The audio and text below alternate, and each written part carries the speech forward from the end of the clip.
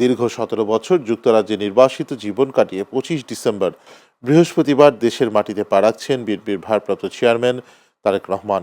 Channel S এর যুক্তরাজ্য প্রতিনিধি এহসানুল ইসলাম চৌধুরী শামীম এস এর সাথে আলাপকালে যুক্তরাজ্য বিএনপির নবনির্বাচিত সদস্য সচিব খসরুজ্জামান খসরু বলেন, তারেক রহমান সাদামাটা জীবনযাপন করতেন এখানে।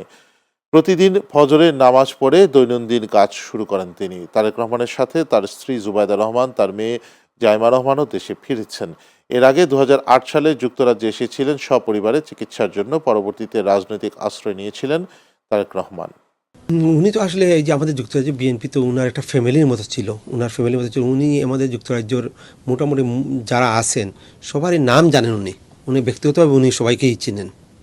বাহির সহ সবার কাছে দোয়া চাইতেছি, আপনারা সবাই দোয়া করবেন যে আমাদের বিএনপির ভারপ্রাপ্ত চেয়ারম্যান জনাব তারেক রহমান সাহেব আগামীকাল লন্ডন থেকে ফ্লাই করবেন।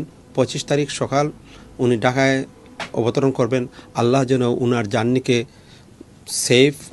জার্নিকে সহজ করে দেন, এই দোয়াটুকু আপনাদের সবার কাছে চাচ্ছি। সাথে সাথে আমাদের মা গণতন্ত্রের ঐক্যের প্রতীক দেশনেত্রী বেগম খালেদা জিয়া খুবই অসুস্থ।